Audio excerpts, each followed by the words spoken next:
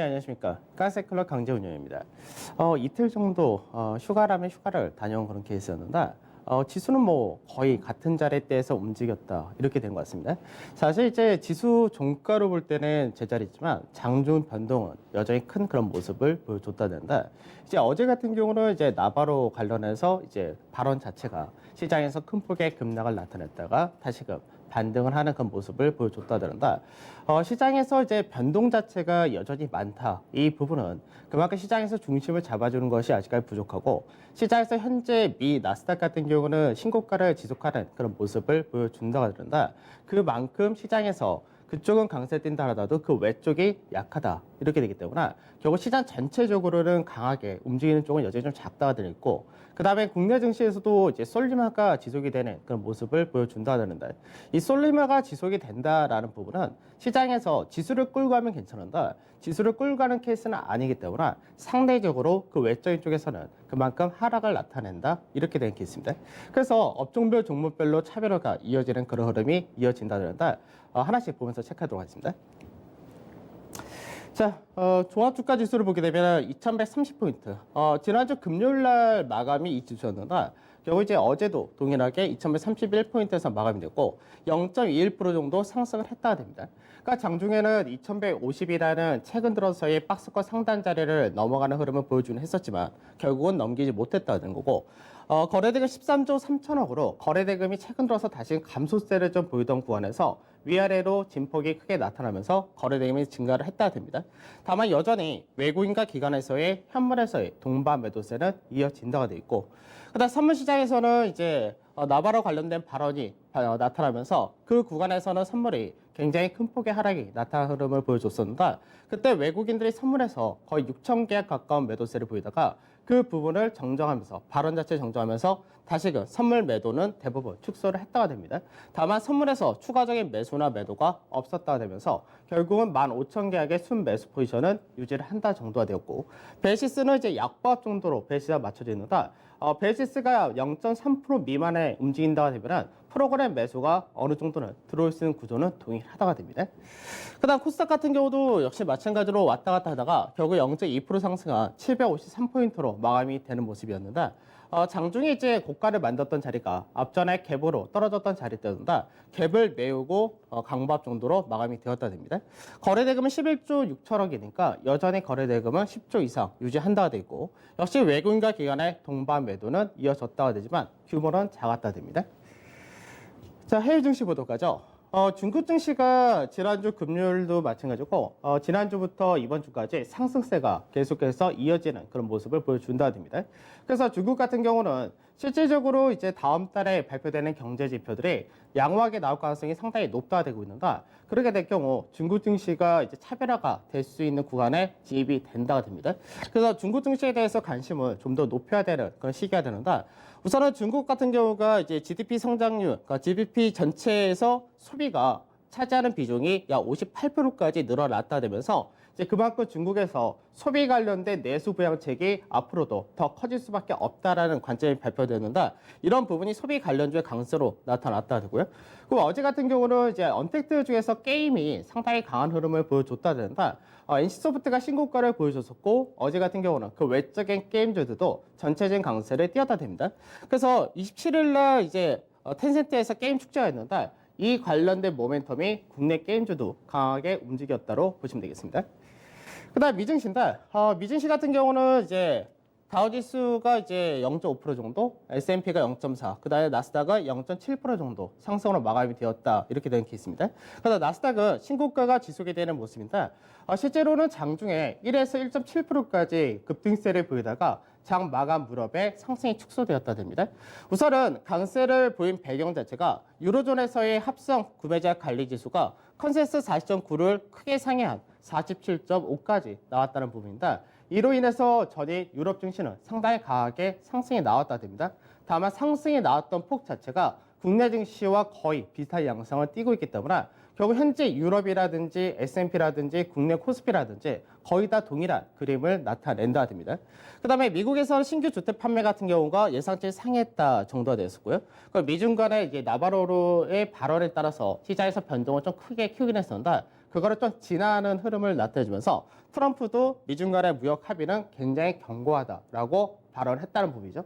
사실 이 부분은 앞전에도 얘기를 했던 부분인데 미중 간의 협상 부분을 건드리지 못한다. 지금 현재 트럼프가 재선을 한 데 있어서 현재도 지지율이 굉장히 낮아진 상태인데 여기서 추가적으로 미중 간의 무역 분쟁을 다시금 일으키게 된다면 지지율을 더 깎아먹는 그런 흐름이 될 수밖에 없기 때문에 그런 부분에서 미중 간의 무역 분쟁은 현재는 나타날 가능성이 없다고 됩니다.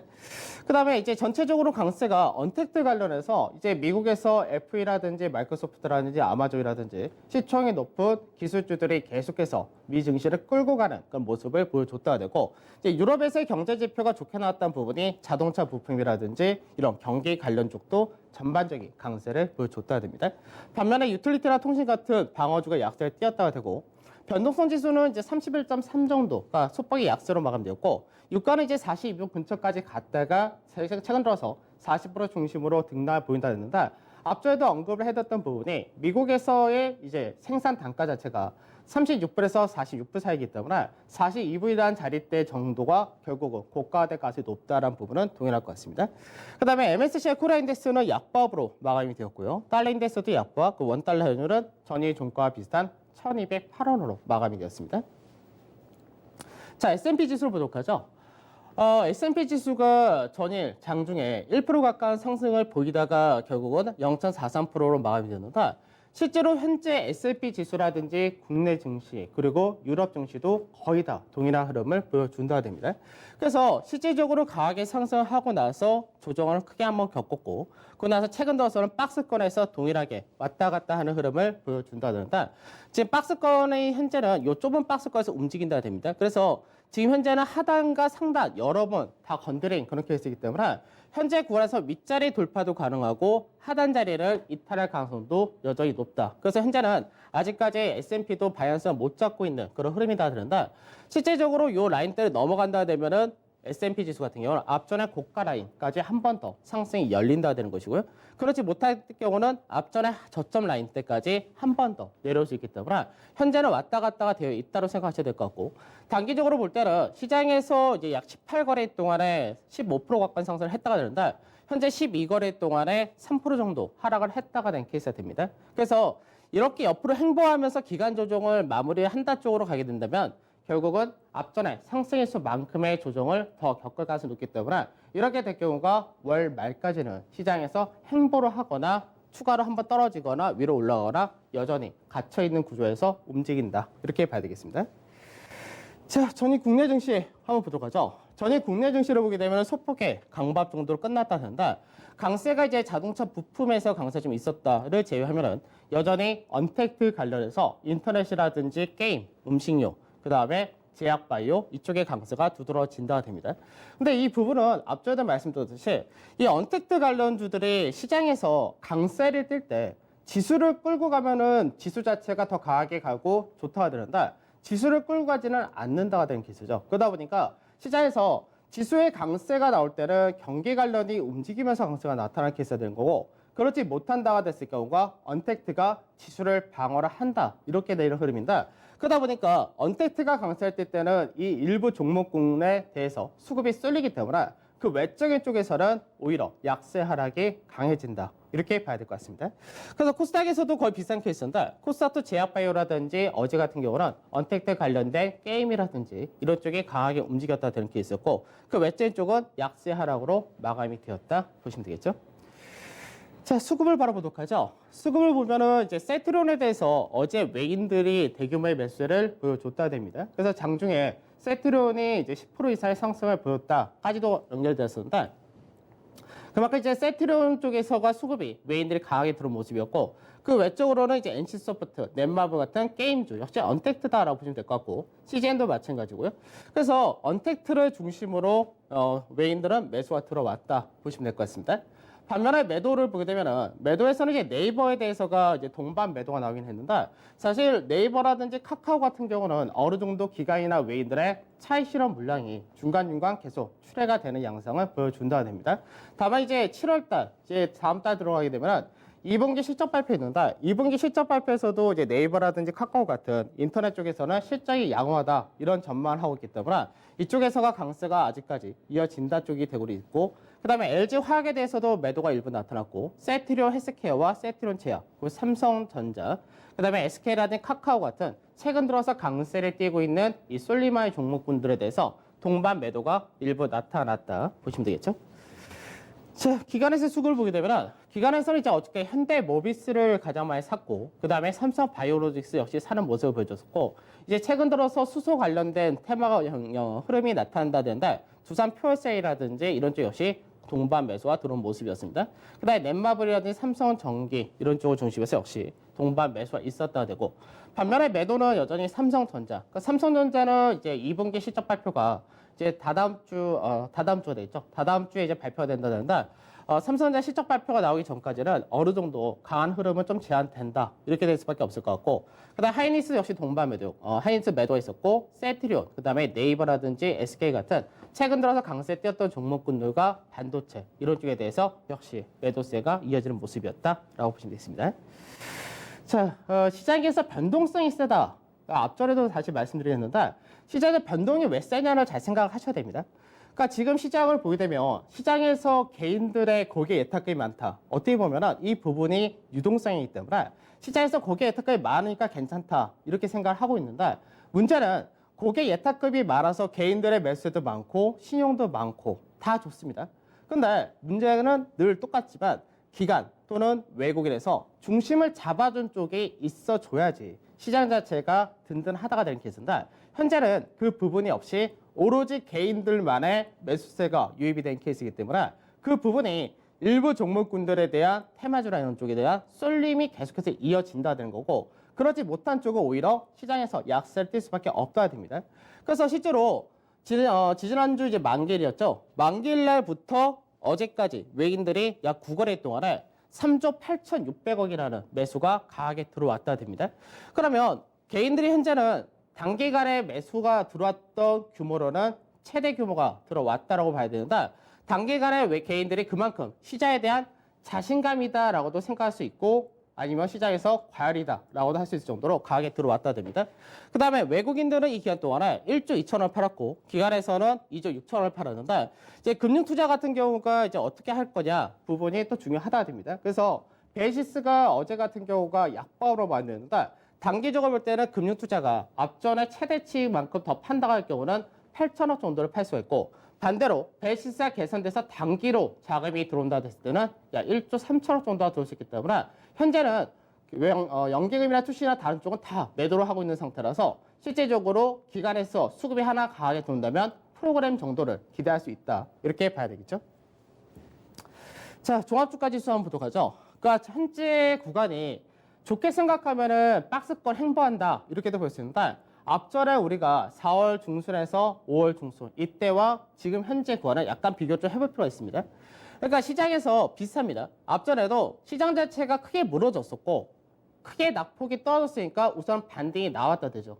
그래서 반등이 강하게 나왔기 때문에 이때는 전체적인 모든 종목이 반등이 나올 수밖에 없었던 그런 여건이었는데, 강하게 나오고 나서 숨고르기 형태가 이어진다 돼버립니다. 그러니까 이때는 숨고르기 이제 때 연기금에서도 매수를 꾸준히 해주는 그런 모습이 있었고, 그 다음에 개인들도 여기서는 오히려 매수가 약간은 그렇게 강하지 않은 모습을 보여줬다는데, 왜 그랬냐면 이 당시는 시장 분위기가 시장 자체가 외바닥으로 올라가지 않는다. 금융위기 때도 쌍바닥 만들었다면서 시장에서 단기적으로 다 왔다라는 관점이 높다 보니까 그 부분이 오히려 시장에서는 사람들이 경계감을 가지고 적극적인 매매가 사실 나오지 않았다 됩니다. 그러다 보니까 이 구간에서는 실제로 가장 고가 대비 하락폭이 컸었을 때가 약 2.7% 정도의 하락을 나타냈었고, 그러고 나서 밴드 자체가 실제로 약 11거래 동안, 12거래 동안에 약 0.5% 정도의 조정만 받았었기 때문에 종가상으로는 그만큼 시장에서 진폭 자체가 약했었고, 이 구간에서는 숨고르기 형태가 되었다가 됩니다. 근데 이번에 상승을 하고 난 다음에 그때부터는 변동이 굉장히 커졌다가 된 케이스인데, 고가 대비해서 하락폭이 약 7.5% 정도 하락을 했다가 되는 케이스였고요. 그 다음에 단기적으로는 종가 기준으로가 약 3% 정도 하락이 되었기 때문에 실제 앞전 박스권에 보였을 때보다 거의 3배 가까운 진폭을 나타낸다 됩니다. 그만큼 진폭이 많이 변동성이 커졌다는 얘기는 시장에서 이거를 좋게 해석하신 분들은 물량 소화를 잘 한다 이렇게도 얘기할 수 있는데, 반대로 얘기하면은 시장에서 방향성이 나오기 전까지 시장에서 강하게 매수가 들어오는 쪽도 있고 매도를 하는 쪽도 있는데 한쪽으로 방향이 나오게 될 경우는 쏠림화가 더 커질 수가 있다. 이렇게도 볼 수 있다라고 생각하셔야 됩니다. 그래서 실질적으로 지금은 계속해서 좁은 밴드에서 움직인다. 이렇게 되는 모습인데 좁은 박스권 상단 자리를 넘어가면은 2200포인트가 열린다는 것이고 반대로 좁은 박스권 상단 하단을 이탈한다 될 경우는 약 2060포인트까지 떨어진다 되기 때문에 현재 구간에서는 사실 지수만 볼 때는 그렇게 편한 시장은 아니다. 이렇게 보셔야 될 것 같습니다. 자, 여기서 일자별로 한번 체크해 보도록 하죠. 위에 게 이제 최근 들어서의 흐름인 것이고 밑에 게 이제 앞전 박스권의 흐름인데 앞전의 박스권에서 보게 되면은 종가상에서 보게 되면 1900에서 뭐 계속 왔다 갔다 한다 되고 거의 변동 자체가 없습니다. 그러다 보니까 이때는 차이가 뭐냐면 가장 강하게 상승이 나타났었던 날이 거래 대금이 약 10조 5천억 정도 거래대금이 나타났고 좁은 밴드에서 움직이다 보니까 거래 대금 자체가 7조대로 낮아졌다가 이제 박스권을 상단을 넘어가려 했을 때 9조대로 서서히 증가하는 흐름을 보여줬다 되죠. 그러면서 실제로 우리가 등락 추세라고 해가지고 등락 비율 자체가 상승과 하락 종목수 이 비율로 나타났는데 이 당시는 시장에서 160%까지 올라갔다가 120%, 115, 124, 114까지 떨어졌다 되도록 실제로 114까지 떨어졌다는 것이 시장에서 상승 종목이 하락 종목보다 여전히 많았다. 이렇게 보는 케이스였습니다. 근데 지금은 어떻게 되냐? 시장에서 2195포인트라는 종가상의 고가를 만든 다음에 그 외적으로 이제 계속 진폭이 상당히 크게 나타난다 되는 케이스인데 실제로 거래 대금을 보게 되면은 고가를 만들었을 때가 12조 8천억이었고 그 다음에 만개일 때가 17조가 됐었고 그 다음에 진폭을 나타낼 때가 14조, 18조, 13조, 15조 굉장히 거래 대금이 많았던 거죠. 이 거래 대금이 윗자리에서가 오히려 좀 많이 만들어진 그런 케이스이기 때문에 거래 대금이 많다는 얘기는 이 물량은 더 소화하는데 시간이 더 필요하거나 또는 강한 모멘텀이 나타나 줘야 된다는 이야기입니다. 그래서 실제로는 오히려 지금 최근 들어서 거래 대금이 11조, 12조, 10조 어제 같은 경우가 13조 좀 늘어나겠는데 앞전에 비하면은 거래 대금이 오히려 줄어든 그런 케이스이기 때문에 보통 우리가 이제 차트를 분석할 때는 거래 대금의 감소세가 나온다 얘기는 실제로 그만큼 시장에서의 세기가 약해진다 이렇게 얘기를 한 것이고요. 그 다음에 등락 비율을 보게 되면 마찬가지인데 등락 비율이 이제 만기 전날 만기일까지가 118% 정도 나타났다가 됩니다. 그러고 나서 지금 최근 들어서는 108, 109, 99, 98, 191까지 떨어지죠. 그럼 무슨 얘기냐? 시장에서 상승 종목수보다 하락 종목수가 더 많다는 이야기입니다. 그래서 현재 시장에서 화려한 종목 장세다라고 얘기하면 안 됩니다. 왜 그러냐면 일부 업종들과 테마가 쏠림으로 가는 장세지 10종목 중에서 반 이상이 하락을 한다는 쪽은 시장에서 일반적으로 그 쏠림화가 된 종목들을 하지 않는 이상은 웬만해서는 다 손실 날 수밖에 없다는 그런 얘기이기 때문에 그만큼 시장에서 상승 종목과 하락 종목 수의 세기가 점점 약해진다는 이야기는 시장 자체의 체력도 어느 정도 그렇게 강하지 못하다 이렇게 생각하셔야 될 것 같습니다. 자, 종합 코스닥 보도록 하죠. 코스닥을 보게 되면은 코스닥은 거래소와 S&P 그리고 유럽 증시 이런 데가 다 동조가 된다면은 코스닥은 어떻게 보면은 나스닥과 동조가 되는 모습은 동일하다가 됩니다. 그래서 나스닥 지수를 봤을 때는 코스닥도 추가적인 강세가 가능하다 될 수 있는데 우선 앞전에 고가 대비해서 한번 8%가 넘는 급락이 나타났다가 최근 들어서 어제까지가 고가 대비 0.5% 정도로 대부분 회복을 다 했다가 됩니다. 그럼 현재 구간에서 추세를 우선은 이탈을 살짝 했는데 이 추세 라인대를 올라타서 안착하고 위로 하나 더 뽑을 것이냐 아니면 추세 라인대에서 맞고 떨어질 것이냐 이 위치에 와 있기 때문에 역시 코스닥도 그렇게 편하게 볼 수 있는 시장은 아니다 될 겁니다. 그러다 보니까 시장에서 조그마한 이슈라든지 어떤 부분이 나올 때마다 계속해서 장중에 출렁거리 흐름이 그만큼 큰 것이고 시장에서 오히려 미증시가 신고가를 보였다 하더라도 미 선물에 대해서 굉장히 시장이 민감하게 대응을 한다가 되는 거죠. 그러니까 무슨 얘기냐면 손이 빠르신 분들은 상관이 없겠죠. 손이 빠르신 분들은 시장에서 변동이 커진다 또는 아니면 시장에서 어느 정도 꺾일 것 같다 하면 빠르게 청산을 하거나 매도를 하시면 되는데 그러지 않고 포트를 짜서 운영하는 경우에서는 실제로 이런 변동성은 실제로 어느 정도는 대응하기가 굉장히 어렵다 됩니다. 그래서 개인 투자자분들 같은 경우는 사실 뭐 포트폴리오에다가 몇 종목을 실으냐 이런 부분이 있는데 개인적으로 한 5종목 내외가 좋다고 생각한다. 실제로 초보이신 분들은 5종목도 굉장히 버겁다가 될 겁니다. 그래서 변동성이 센 장에서는 포트를 좀 최대한 가볍게 만드시는 것이 좋다고 되겠죠. 자, 코스닥 마찬가지로 일자별 등락 한번 살펴보도록 하죠. 코스닥은 중간에 박스권이나 흐름이 없었는데 코스닥은 이제 고가를 만들었을 때가 거래대금 12조, 13조 이렇게 나타나다가 이게 10조대로 지금 떨어졌다 정도 이렇게 나타날 게 있습니다. 그래서 어저께는 다시 11조로 늘기로 했는데 역시 마찬가지로 윗자리에서가 이제 거래대금이 많았었고 이 거래대금을 넘어가는 수준의 어떤 흐름이 나와줘야 된다 이렇게 보셔야 되고요. 그다음 코스닥은 오히려 등락 비율이 더 심한 케이스를 보여주는데 코스닥은 지수로 볼 때는 신고가가 나타났고 고가 대비 하락폭이 더 없는 케이스인데 실제적으로 보게 되면 등락 비율은 80 초반까지 떨어져 있다가 됩니다. 그러니까 무슨 얘기냐면 그만큼 시장에서 하락 종목수가 상승 종목수 대비해서 훨씬 더 많다는 이야기를 나타내 준다가 되겠죠. 즉 코스닥 내에서도 종목별 차별화와 쏠림화가 굉장히 강하게 전개된다라고 보셔야 되겠습니다. 그래서 사실 이렇게 이제 우리가 수치적으로 보고 이제 시장 전체를 보니까 체감을 어떻게 하느냐가 단순히 지수가 올라갔느냐 빠졌냐 이 부분보다는 이제 실질적으로는 올라간 종목수와 하락한 종목수 그리고 내가 갖고 있는 종목들이 어떤 흐름을 보였냐 체감의 차이가 굉장히 큰 장이다라고 보셔야 되겠죠.